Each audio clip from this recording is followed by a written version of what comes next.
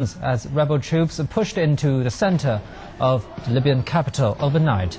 All of Tripoli is reportedly under rebel control, except for Gaddafi's stronghold of Bab al-Azizia. They met little resistance from Gaddafi's troops as they moved from the western outskirts into Tripoli. They have also taken over a military base belonging to the Khamis Brigade, driving out elite forces led by Gaddafi's son, Khamis. The rebel National Transitional Council announced the capture of Gaddafi's son, Saif al-Islam, while his eldest, Mohammed, has surrendered to the rebels, saying he wants peace. Presidential guards are also said to have surrendered, and rebels are now in control of the Libyan state radio building. For the latest in Tripoli, we're now joined on the line by our reporter Shi Kewei. Hello, Kewei, what's the latest there? Yeah, I'm now still in the hotel in Tripoli, which all the foreign media just stay in this hotel. We have been here under some rebels still surrounding our hotel. Actually, we have been here for 12 hours still under this situation.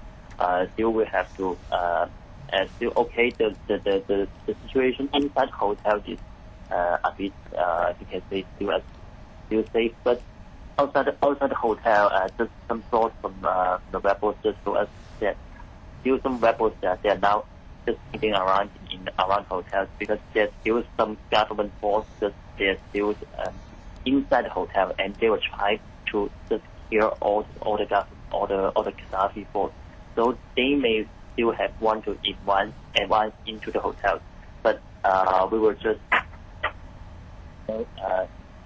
see what the situation will go on.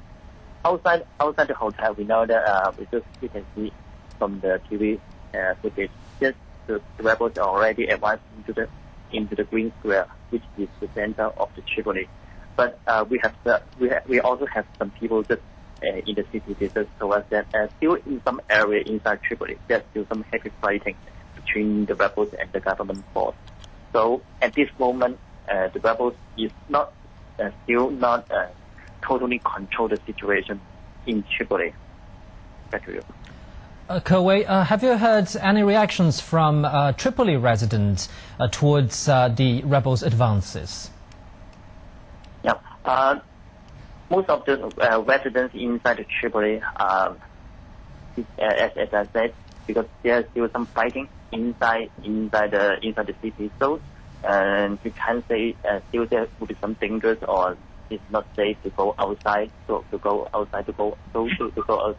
So just now, we just look from our hotel, we can see that the road is in the street, there's no boarding or no car in the street, and also because there's still some fighting, maybe the government force or the rebels, they just cut the electricity, they just cut the power.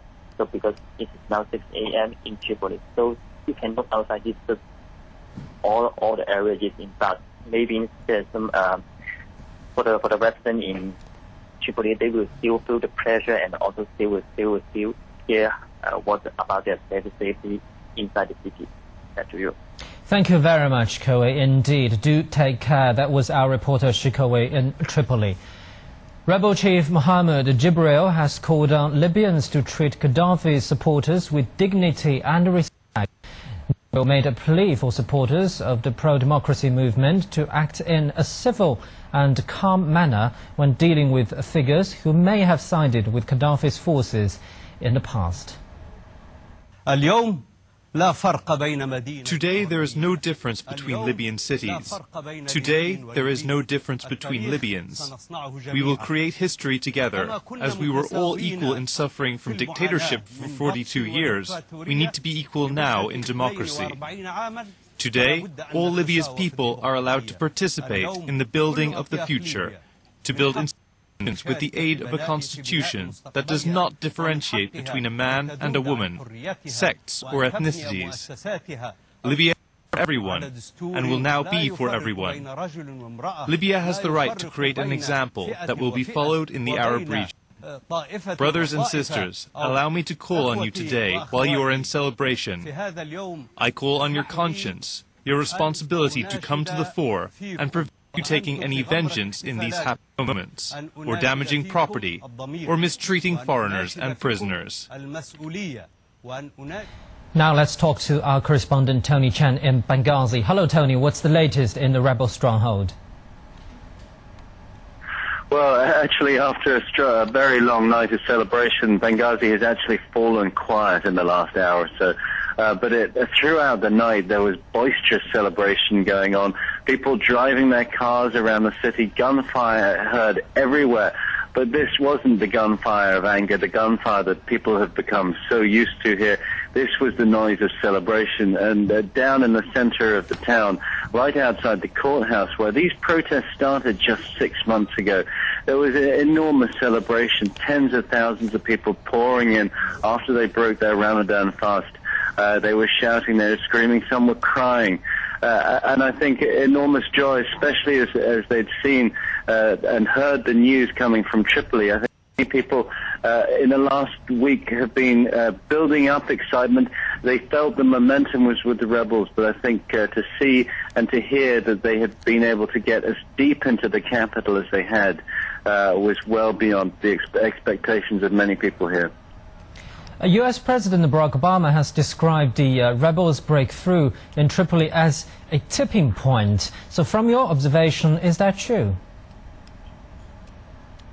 Oh, absolutely. I think it's not even a tipping point. I think it is the final curtain appears to have fallen on the Gaddafi regime. Of course, they don't have full control of the capital, Tripoli, yet, and I think many people thinking there may be some sting in the tail.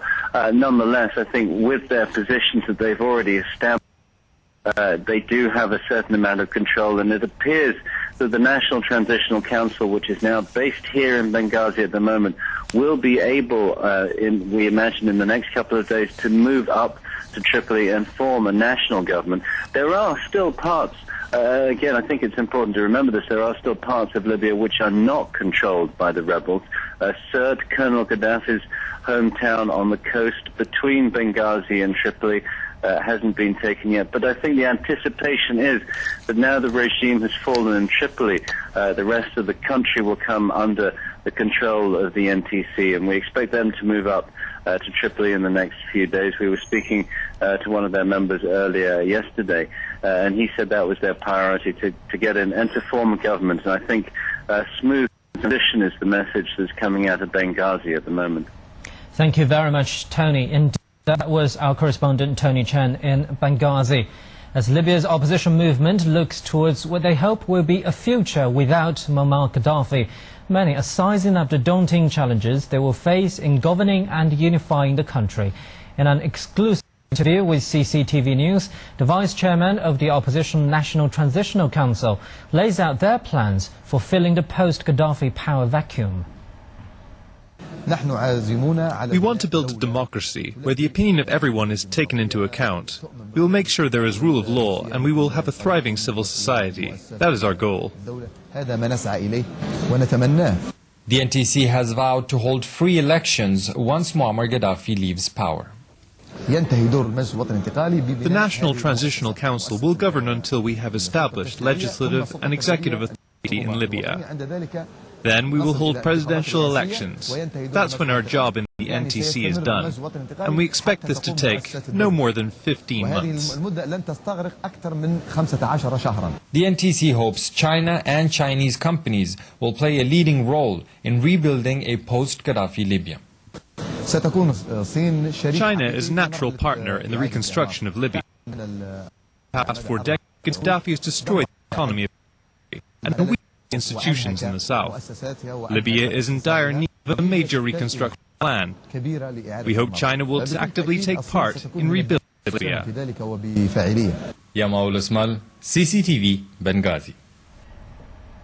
Let's talk to our correspondent Jack Barton at NATO headquarters in Brussels. Hello, Jack. What's the latest from the NATO? Well, NATO Secretary General Anders Fogh Rasmussen released a statement last night as rebels began to enter Tripoli, in which he stated that the Gaddafi regime is clearly crumbling. The sooner Gaddafi realizes he cannot win the battle against his own people, the better, in order to avoid further bloodshed. Now, Mr. Rasmussen added that the transition of power should now be as smooth as possible and that it should aim to be inclusive and focused on reconciliation.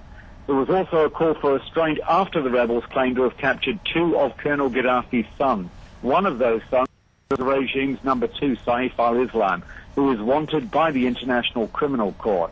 Now, a spokesman for the court just said that the Benghazi-based government has guaranteed his safety and that there will be discussions later today between the rebel government and the court on how to facilitate the fastest possible Islam to the ICC, which is based in the Netherlands.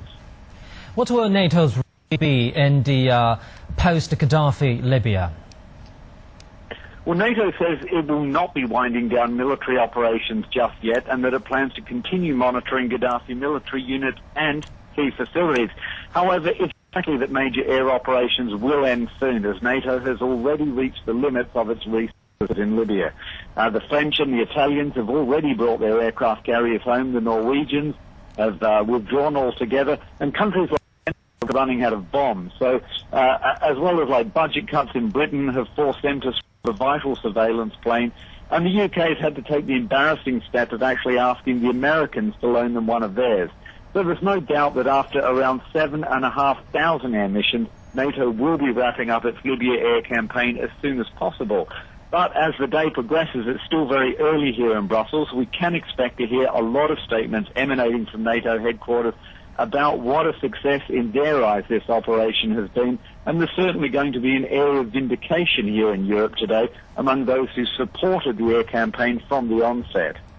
Thank you very much, Jack. Indeed, that was our correspondent Jack Barton at NATO headquarters in Brussels. You're watching a special live coverage on the latest development in Libya on CCTV News. Stay with us.